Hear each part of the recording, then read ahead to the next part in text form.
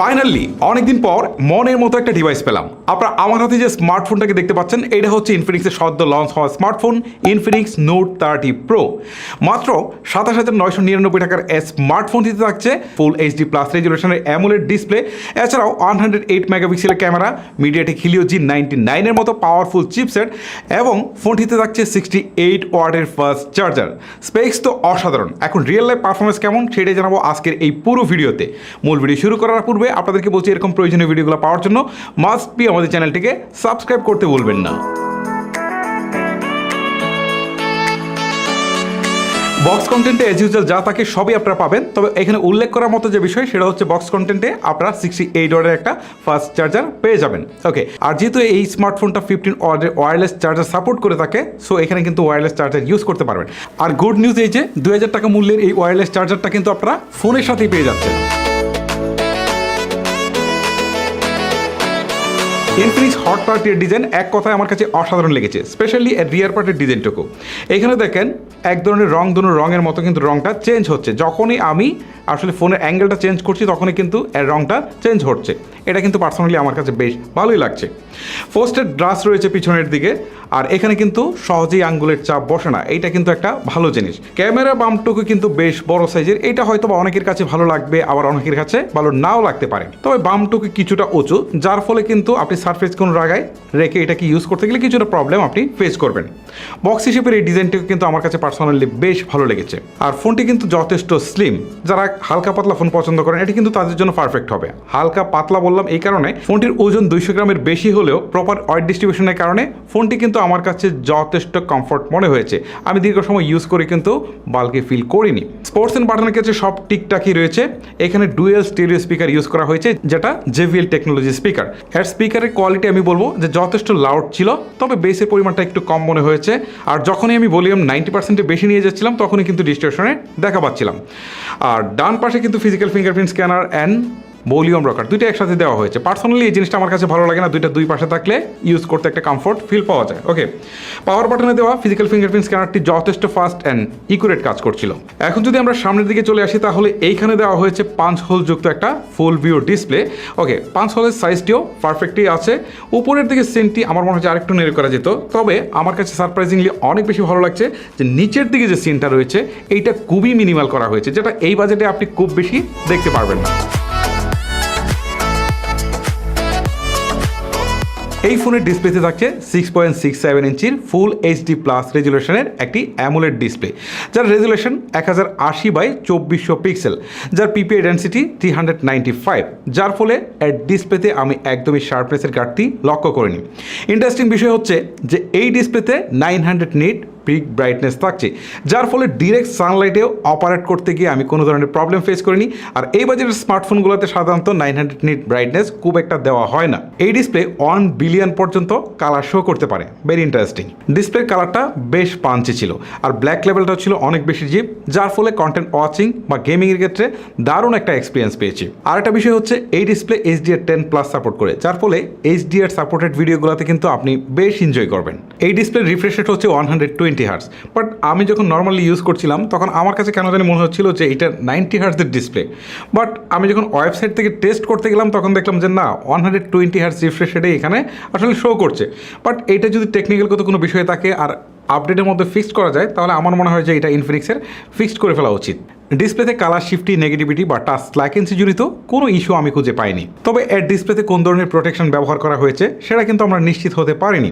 তবে এখানে must be উচিত ছিল যে কর্নিং গোরিলা গ্লাস 3 অথবা 5-এর একটা প্রোটেকশন দেওয়া। চিপসেট হিসেবে এই স্মার্টফোনে ব্যবহার করা হয়েছে মিডিয়াটেক হিলিও G99, যেটি 6 nm আর্কিটেকচার বিল করা একটি অক্টা-কোর সিপিইউ। আর জিপি হিসেবে এতে থাকছে Mali G57 MC2। এই চিপসেটের পারফরমেন্স নিয়ে আশা করি বলার মতো তেমন কিছুই নেই, কারণ এটা কিন্তু এর আগে আমরা বেশ কিছু স্মার্টফোনে ইউজ হতে দেখেছি। স্পেশালি ইনফিনিক্সের আরেকটা স্মার্টফোন ছিল ইনফিনিক্স নোট 12 প্রো, ওইটাতে কিন্তু আমরা প্রথমবার এই চিপসেটটা ইউজ হতে দেখেছি। যথেষ্ট পাওয়ার এফিশিয়েন্ট একটা চিপসেট, সেই সাথে যেহেতু এটা 6 nm চিপসেট, সো এখানে কিন্তু হিটিং ইস্যু কম্পারেটিভলি আমরা অনেকটাই কম পেয়েছি। এতে পাবজি, কল অফ ডিউটি বা অ্যাসফল্ট 9-এর মতো হেভি গেমগুলো প্লে করেছি। পাবজি সর্বোচ্চ HD গ্রাফিক্সে হাই ফ্রেম রেটে প্লে করতে পেরেছি, এতে ম্যাচের কোনো লেগের দেখা পাইনি। অ্যাকশন মোমেন্টও বেশ ভালোভাবে হ্যান্ডেল করতে পারছিল এই চিপসেট। দেন এতে প্লে করেছি কল অফ ডিউটি, এর গ্রাফিক্স কোয়ালিটি ছিল বেশ ভালো, আর গেমিংয়েও যথেষ্ট ভালো একটা এক্সপিরিয়েন্স পেয়েছি।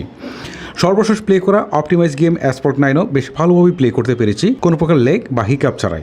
মোট কথা এই চিপসেট গেমারদেরকে খুব একটা হতাশ করবে না। হিট রিডিউস করার জন্য কিন্তু এই স্মার্টফোন এক ধরনের লিকুইড কুলিং সিস্টেম ব্যবহার করা হয়েছে, যার প্রমাণটা কিন্তু আমরা গেমিংয়ের সময় পেয়েছি, অর্থাৎ লং টাইম গেমিং প্লেতেও কিন্তু খুব একটা হিট হচ্ছিল না এই স্মার্টফোন।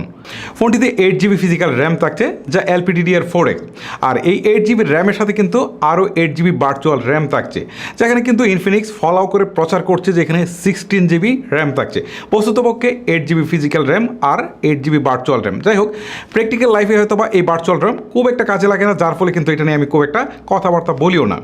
আর এর স্টোরেজ কিন্তু বিগ, অর্থাৎ 256GB একটা স্টোরেজ দেওয়া হয়েছে, যেটা হিউজ।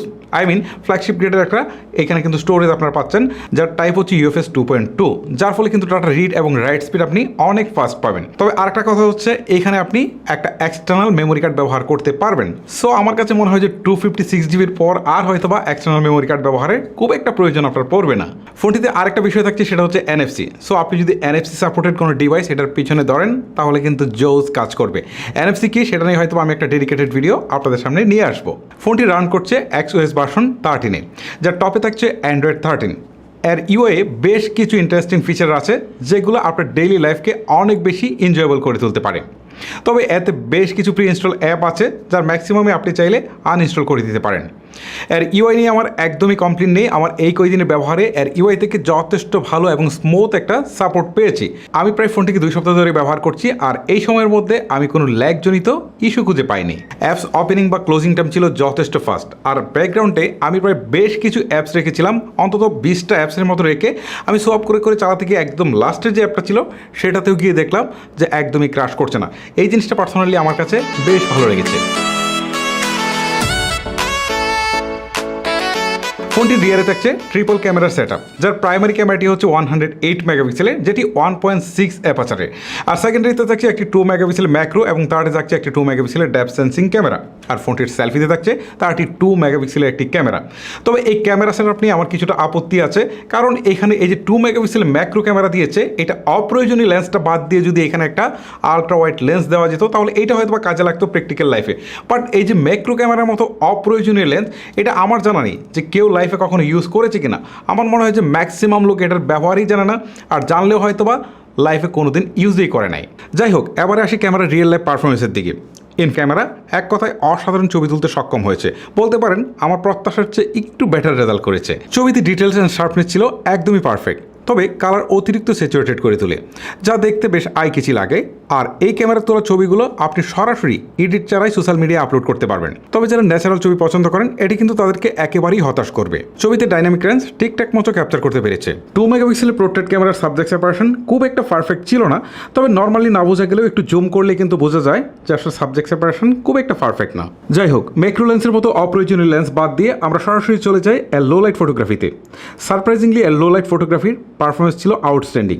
ছবি তুলতে গিয়ে প্রায়শই মনে হচ্ছিল যেন জিক্যাম দিয়ে ছবি তুলছি। লো লাইটের ছবিগুলো বেশ শার্প অ্যান্ড আলোকিত, নয়েজের পরিমাণটাও কম্পারেটিভলি অনেক কম পেয়েছি। তার উপরে আপনি যদি নাইট মোড অন করে ছবি তোলেন, তাহলে আপনি নিজেই অবাক হতে বাধ্য। বলতে পারি লো লাইটের জন্য এইটা এই বাজেটের মধ্যে একটা বস ক্যামেরা। এবারে আসি ফোনটির আরেকটি অন্যতম আকর্ষণ এর সেলফি ক্যামেরাতে। 32 মেগাপিক্সেলের সেলফি ক্যামেরায় আপনাকে অসাধারণ কিছু ছবি দিতে সক্ষম। ছবিতে ডিটেলস অ্যান্ড শার্পনেস দেখে আপনি নিজেও অবাক হতে বাধ্য। ছবিতে ফেসকে অতিরিক্ত স্মুথ করে দেওয়ার টেন্ডেন্সি এখানে আমি একদমই লক্ষ্য করিনি, তবে আপনি যদি ফেসকে স্মুথ করতে চান, তাহলে এই ক্ষেত্রে অবশ্যই আপনাকে বিউটি মোড অন করতে হবে। ফোনটি রিয়ার ক্যামেরায় সর্বোচ্চ 2K 30 FPS ভিডিও শ্যুট করতে পারে। ফুটেজের কোয়ালিটি ঠিকঠাকই ছিল, তবে কালারটা একটু বেশি বুস্টেড করে তোলে, যেটা কিন্তু আমরা ছবি তোলার সময় দেখেছি।